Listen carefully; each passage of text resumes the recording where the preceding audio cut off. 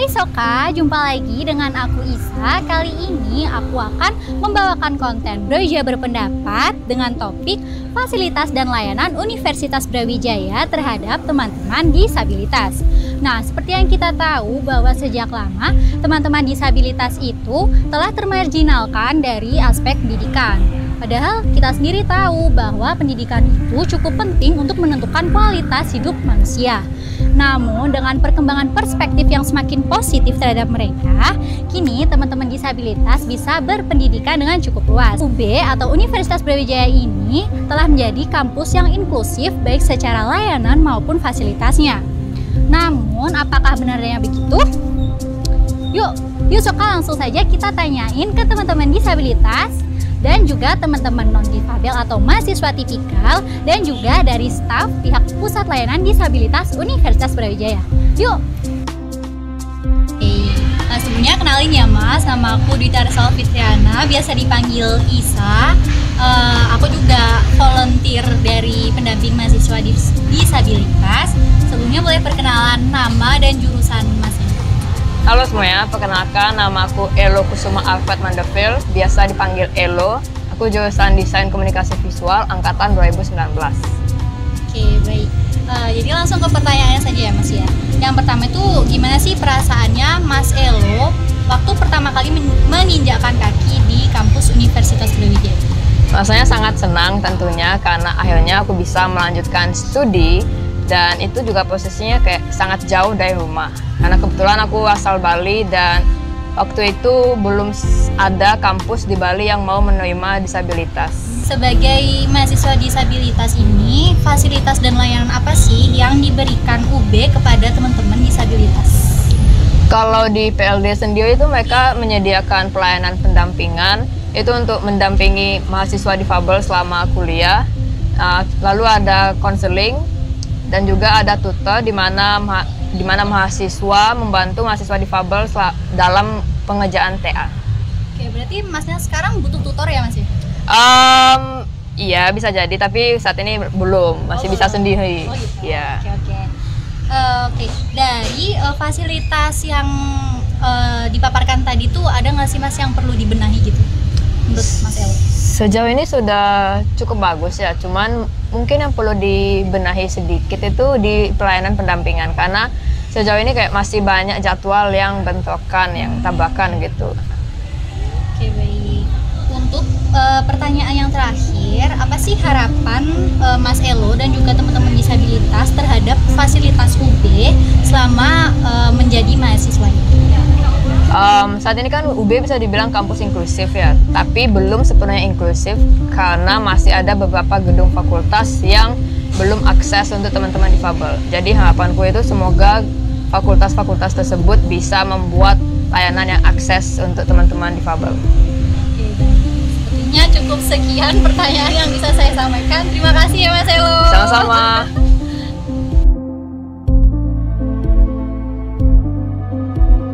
Oke, sebelumnya kenalin ya Mbak, namaku Dwita Resal Fitriana, biasa dipanggil Isa. Jadi kami dari LPM Kaving 10 Jurnalistik UB. Nah, jadi di sini tuh kami ada konten tentang Brawijaya Berpendapat. Topiknya tentang fasilitas dan layanan Universitas Brawijaya terhadap mahasiswa disabilitas. Sebelumnya boleh perkenalan nama dan jurusan. Perkenalkan, nama saya Queen Pariri dari jurusan Ekonomi dan Bisnis jurusan Akuntansi. Perkenalkan, nama saya Lintang Desnadi, bisa dipanggil Lintang, dari Prodi Sistem Informasi Fakultas Ilmu Komputer Universitas Brawijaya. Oke, Mas Lintang. Iya. Sebelumnya saya mau nanya, Masnya tahu nggak sih apa itu disabilitas? Ya, jadi disabilitas itu menurut saya adalah teman-teman ini hidup normal seperti kita semua, namun memiliki sedikit keterbatasan. Menurut saya seperti itu. Disabilitas itu keterbatasan ya. Keterbatasan seseorang, fisik maupun mentalnya. Oke, untuk pertanyaan berikutnya itu gimana sih cara pandang Mbak Queen terhadap teman-teman yang disabilitas? Menurut pandangan saya, kita sebagai orang-orang yang nggak punya disabilitas, kita harus menghargai teman-teman kita yang mempunyai disabilitas gitu. Jadi harus menghargai sesama kita gitu. Menurut saya teman-teman disabilitas itu patut kita rangkul supaya tidak merasa dikucilkan. Jadi bisa kita ajak bermain bersama seperti itu sih. Oke. Iya. Oke, untuk pertanyaan selanjutnya, Masnya tahu nggak apa itu PLD? Saya sendiri kurang tahu sih. Oh, kurang tahu. Oke.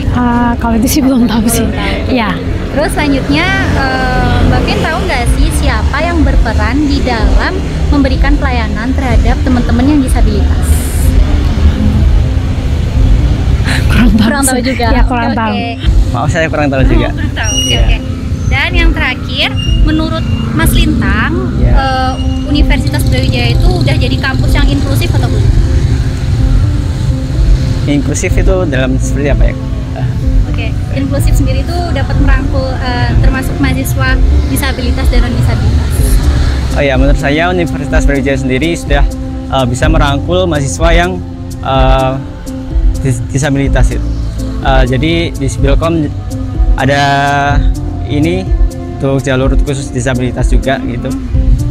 Nah, jadi juga ada teman-teman yang sering bersosialisasi dengan mahasiswa disabilitas juga. Jadi dirangkul, benar-benar dirangkul seperti itu.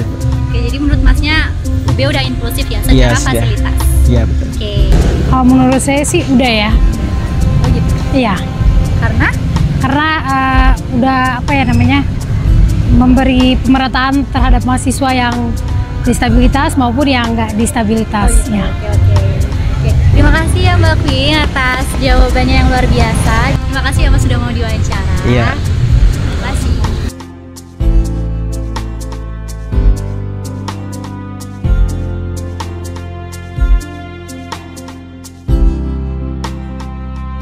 Kenalkan ya, nama saya Tommy Hari Firmanda. Saya posisinya di PLD atau Pusat Layanan Disabilitas sebagai konselor dan disability advisor di divisi layanan, tepatnya di bawah divisi konseling. Baik, sebelumnya boleh dijelaskan Pak, PLD sendiri itu apa ya Pak, badan apa? Ya benar, ini sebuah pusat ini memang untuk melayani khusus mahasiswa dengan disabilitas ya gitu. Nah, kami punya beberapa layanan yang disediakan memang untuk memberikan dukungan ya kepada mahasiswa dengan disabilitas yang berkuliah di Universitas Brawijaya. Yang paling utama sebenarnya adalah layanan pendampingan gitu ya, atau voluntary.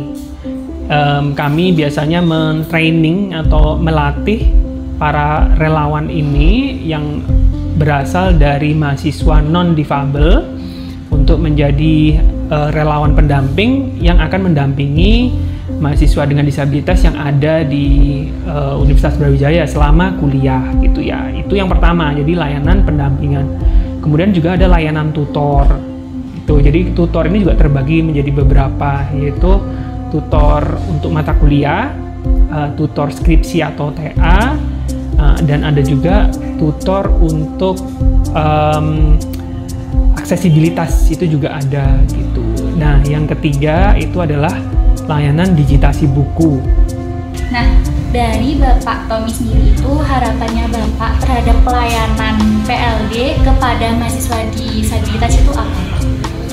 Ya, kalau saya sih berharapnya layanan ini pertama ya, ini terus ada gitu ya.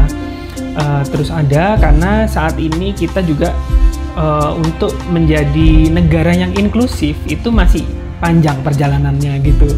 Kita juga minta feedback dari teman-teman mahasiswa dengan disabilitas sendiri sebagai user ya, sebagai penerima manfaat, apa saja yang kurang dari kami. Nah, itu tentu kedepannya ini masih terus ada perkembangan ya, mulai dari sistem penjadwalan untuk voluntary kan kita pakai aplikasi enabling itu kan belum sempurna gitu. Kemudian bagaimana kita menyambungkan antara alumni dengan PLD ini gitu ya, dengan mahasiswa yang masih aktif seperti itu. Kemudian konseling sendiri, bagaimana kami bisa membuat database nantinya gitu ya. Nah, jadi itu tadi pendapat dari mahasiswa disabilitas, teman-teman non-difabel atau mahasiswa tipikal, dan juga dari staf PLD itu sendiri. Nah, jadi bisa disimpulkan bahwa beberapa fasilitas dan layanan Universitas Brawijaya ini sudah inklusif, namun ada yang perlu dibenahi, dan semoga fasilitas dan layanan ini masih dapat terus dikembangkan dan dapat dipertahankan di kemudian hari. Baik, aku Isa pamit undur diri dan sampai jumpa di konten babat selanjutnya. See you!